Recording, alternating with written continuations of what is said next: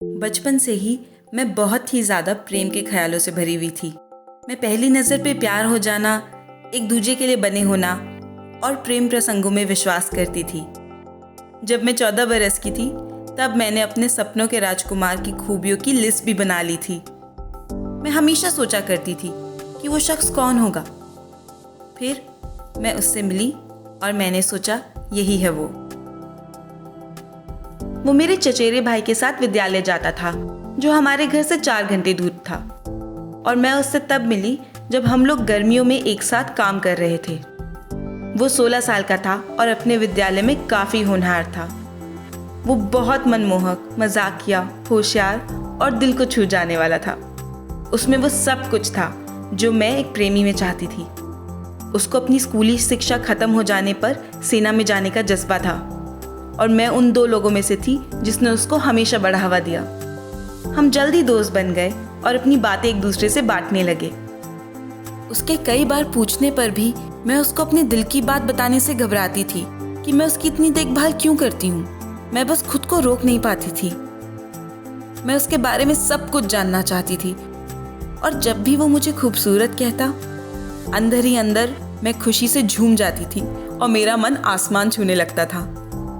एक दिन उसने मुझसे अपने प्यार का इजहार किया। मुझे बहुत खुशी हुई और मैंने भी प्यार का इजहार किया, पर बदकिस्मती से ये ज़्यादा समय तक चल नहीं पाया। पर लगा कि हमारी खुशियों को किसी की नज़र लग गई, क्योंकि हमारे बीच काफ़ी दूरी रहने लगी। मुझे कोई फ़र्क नहीं पड़ता था, मैं बस चाहती थी कि वो मेरा बॉयफ्रेंड रहे। हमारे बीच इतने ज़्यादा प्यार के होने के बावजूद वो मेरे साथ ऐसा नहीं करना चाहता था। उसे डर था कि क्योंकि हम एक दूसरे से इतना दूर रहते हैं, उसका मेरे प्रति ईमानदार रहना मुश्किल होगा। वो जानता था इससे मैं अंदर ही अंदर टूट जाऊंगी। ये वैसा नहीं था जैसे मैंने सोचा था, पर खैर, हमने तय किया कि हम सबसे अच्छे दोस्त बनकर रहेंगे। और कुछ ही दिनों में उसको एक प्रेमिका मिल गई। जब भी उसको कोई तकलीफ होती वो मेरे पास चला आता। मुझे उसकी बात सुनकर दुख होता, पर मैं बस चाहती थी कि वो हमेशा खुश रहे, चाहे वो किसी के भी साथ हो। तो मैंने उसकी हमेशा सहायता करी। फिर उन दोनों में कुछ खटपट हुई और उनका रिश्ता टूट गया। वो जब अपने रिश्ते से बाहर आ गया, हमारे बीच में फिर से चीज़ें शुरू हो गई। हमारे बीच में रिश्ता इसलिए नहीं बन पा रहा था क्योंकि हम एक दूसरे से काफ़ी दूर रहते थे। ठीक है, मुझे किसी और को तलाश करना होगा। मैंने काफ़ी खोजा, मैंने काफ़ी ढूंढा। मैंने वहाँ भी उसे तलाशने की कोशिश की जहाँ मुझे नहीं करनी चाहिए थी, पर उसके जैसा कोई भी नहीं मिला। मैं उसे भुला नहीं पा रही थी क्योंकि मैं उससे बहुत प्यार करती थी। ऐसा कई सालों तक चलता रहा। फिर उसको एक नई प्रेमिका मिल गई। जब भी उनमें कोई अनबन होती, मैं उनकी सुलह कराती। जब उनका रिश्ता टूटता, मेरे और उसके बीच में फिर से चीज़ें शुरू हो जाती। हमें ये मालूम था कि ऐसे ये सब चलने वाला नहीं है। फिर भी देखते ही देखते मैं 18 साल की हो गई और वो 21 साल का। वो अभी भी उसी प्रेमिका के साथ था और उन्होंने साथ में रहने का फैसला कर लिया। ये बहुत अच्छा फैसला था। मैं भी काफ़ी खुश थी क्योंकि उसको एक जीवन साथी मिल गई, चाहे वो मेरे साथ ना हो। पर उसकी प्रेमिका ने मुझसे मिलने की इच्छा जताई, जो कि सामान्य था क्योंकि उसके जीवन में एक ही लड़की थी जिसका जिक्र वो हमेशा किया करता था। हम तीनों ने एक दिन चिड़ियाघर जाने का सोचा। मुझे याद है जब मैंने उसे देखा और उसे गले लगा लिया, सालों बाद उसको अपनी बाहों में लेके मुझे बहुत अच्छा लगा। तब मुझे याद आया कि हमारे साथ कोई और शख्स भी है, और मैंने उसको छोड़ा और उसकी प्रेमिका को भी गले से लगाया, और हम सब ने खूब मज़े करे। दिन ढलते उसकी प्रेमिका ने मुझसे कहा कि वो मुझ पे बहुत विश्वास करती है। वो ये जानती है कि मैं उसके रिश्ते के लिए कभी खतरा नहीं बनूंगी और उसका विश्वास कभी नहीं तोड़ूंगी। उसने बोला कि वो मुझ पे बहुत विश्वास करती है और मैं कभी भी ऐसा कोई काम नहीं करूंगी जिससे उनके रिश्ते में कोई दरार पैदा हो, और मैंने भी इस पर हामी भरी। जल्द ही 1 साल बीत गया। मैं उनके घर मिलने जाने लगी और सप्ताह के अंत में उनके घर भी रुकने लगी। उसकी प्रेमिका को काम से कुछ देर के लिए बाहर जाना पड़ा और वो हम लोगों को खाना तैयार करने के लिए छोड़ गई। वो जानती थी कि सब ठीक रहेगा और वो हम लोगों को अकेला घर पे छोड़ने पे विश्वास करती थी। खाने की तैयारी करते वक्त हम काफ़ी मज़े कर रहे थे। हम मजाक कर रहे थे, हंस रहे थे और एक दूसरे को चुटकुले सुना रहे थे। मैंने जब वॉश बेसिन में प्लेट को रखा और पलटी तो मैंने उसको मेरे काफ़ी करीब पाया। हमारी आंखें एक दूसरे से टकराई और हम खो गए। मैं उसके आकर्षण की तरफ खिंचती चली गई और मुझे लगा कि मैं उसको अपनी बाहों में भर लूं, पर मैं रुक गई।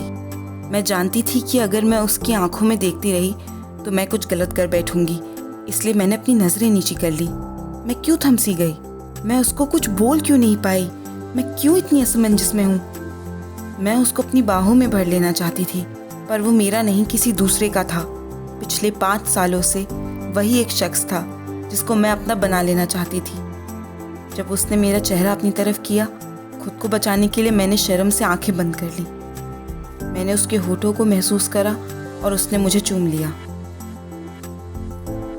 मैं अपने आप को रोक नहीं पाई, मानो मैं उस लम्हे में कहीं खो सी गई।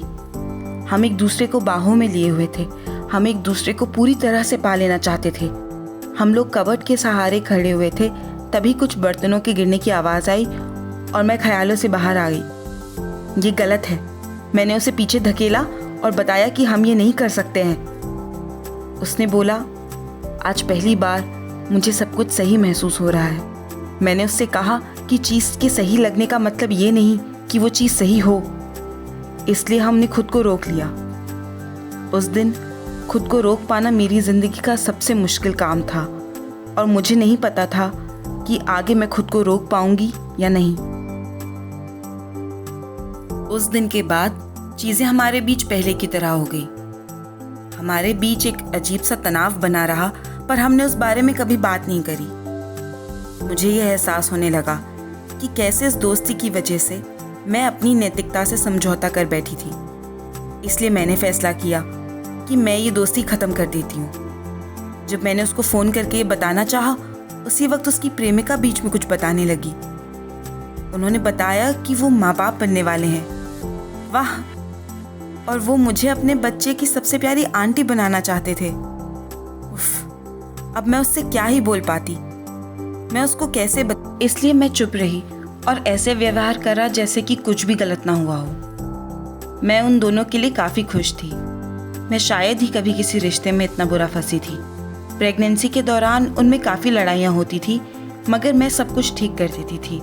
उसने मुझे बताया कि कैसे प्रेगनेंसी के दौरान उनके बीच में प्रेम की कमी हो रही है, जो कि वास्तविक सच्चाई थी। मुझे समझ में नहीं आ रहा था कि इस बारे में उसकी कैसे मदद करूं। इसलिए मैं उनसे फिर से मिलने गई। इस बार हम सब ने सोने से पहले थोड़ी मदिरा पी। उसकी प्रेमिका जल्द ही सोने चली गई क्योंकि वो प्रेग्नेंट थी और मदिरा नहीं पी। मैं और वो किचन में ही बैठे रहे, एक दूसरे को कहानियां सुनाते सुनाते और भी शराब पीने लगे। ये सब करीब 2 घंटे तक चलता रहा। हम दोनों काफ़ी अच्छा महसूस कर रहे थे। तभी उसने अपना हाथ मेरे पैरों पे रख दिया।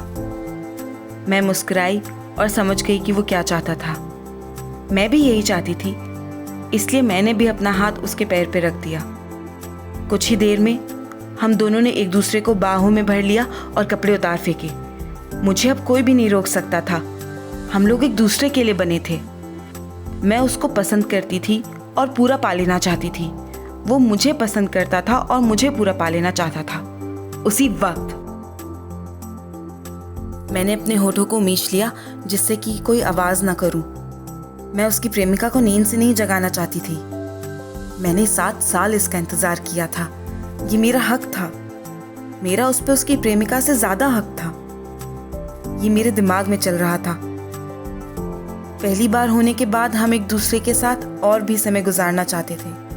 हम लोग और भी साथ रहना चाहते थे। मैं उसके घर कई बार दिन में उससे मिलने जाती, जिससे मैं उसके साथ ज़्यादा वक्त गुजार सकूं, उन्हीं के बिस्तर पर। मैंने आखिर में उसे पा ही लिया, है ना? मुझे तब तक समझ में नहीं आया जब मेरी एक सहेली, जो इस बारे में सब जानती थी, उसने मुझे उसकी रखेल कह के संबोधित किया। क्या? नहीं, मैं ऐसी नहीं हूँ। मैंने अपने आप को बचाने के लिए तर्क दिए, पर ऐसा कुछ भी नहीं था जिससे मैं अपने आप को बचा पाती। मुझे बहुत दुख हुआ जब मैंने महसूस किया कि मैंने ये सब गलत किया था और कैसे मैंने अपने उसूलों से समझौता करा, और वो भी किसके लिए? उस इंसान के लिए जिसने मुझसे कभी कहा था कि वो मुझसे प्यार करता है। वो शख्स जो मोहक और शारीरिक रूप से आकर्षक था। हाँ, इसीलिए मैंने ये सब करा। मेरा उस पर कोई भी हक नहीं है, पर मैं उससे अभी भी प्यार करती हूँ। मैं उसे कैसे भूल सकती थी? फिर भी मैंने ये चक्कर खत्म कर दिया। बहुत ही जल्द मैं अपनी पढ़ाई, काम और अपने शौक की तरफ लौट चली। अब मैंने उससे मिलना भी बहुत सीमित कर लिया, पर वो मेरे साथ ज़्यादा से ज़्यादा वक्त बिताना चाहता था। वो मुझे उसको कॉल या मैसेज ना करने पर मुझे दोषी सा महसूस कराता था। इससे मुझे और भी मन नहीं करता था कि मैं उससे बात करूं, इसलिए मैंने उससे बात कम कर दी। मैंने तभी काफ़ी दोस्त बनाए और कई चीज़ें अपने बारे में जानी। मैं आज़ाद होना चाहती थी। इस झूठे प्यार से आज़ादी, बोझिल रिश्तों से आज़ादी, एक इंसान को खुल के प्यार करने की आज़ादी। मैं हर उस चीज़ से आज़ादी चाहती थी जो मुझे अंदर ही अंदर सता रही थी। ये मेरे लिए काफ़ी मुश्किल था। मैंने काफ़ी रातें रो रो कर काटी। हे भगवान, मेरी मदद करो, मैं उससे आज़ादी चाहती हूँ। तभी उनकी बेटी 2 साल की होने जा रही थी। मुझे सोशल मीडिया के ज़रिए उनकी बेटी के जन्मदिन का न्योता आया। ऐसा नहीं था कि मैं जाना नहीं चाहती थी, मगर मैं नहीं गई। उसने मेरे ना आने पर मुझ पे काफ़ी गुस्सा करा, पर मुझे अब कोई फ़र्क नहीं पड़ रहा था। मैंने उससे अपनी दोस्ती उसी वक्त ख़त्म कर ली और मुझे अब की बार रोना भी नहीं आया। मैंने पिछले 9 सालों में इतने कष्ट उठाए थे कि अब मैं कुछ भी नहीं महसूस कर पा रही थी। मुझे उससे दोस्ती ख़त्म करे कुछ महीने बीत चुके हैं। मैंने अपने जीवन में काफ़ी चीज़ें हासिल कर ली हैं जो वो सोचता था कि अकेले मैं कभी हासिल नहीं कर सकती। उसने भी मुझसे दोबारा कभी बात नहीं करी। मैं आशा करती हूँ कि वो जहाँ भी हो खुश हो। मैं आशा करती हूँ कि वो अपने बच्चे की माँ से शादी कर ले। मुझे यकीन है कि वो मुझे मेरे इतनी जल्दबाजी में लिए फैसले के लिए माफ़ कर देगा। ये मेरे ही अच्छे और सुधार के लिए है। मुझे दुख है अगर मैंने उसको कभी कष्ट दिया हो। मैं अब काफ़ी बेहतर स्थिति में हूँ।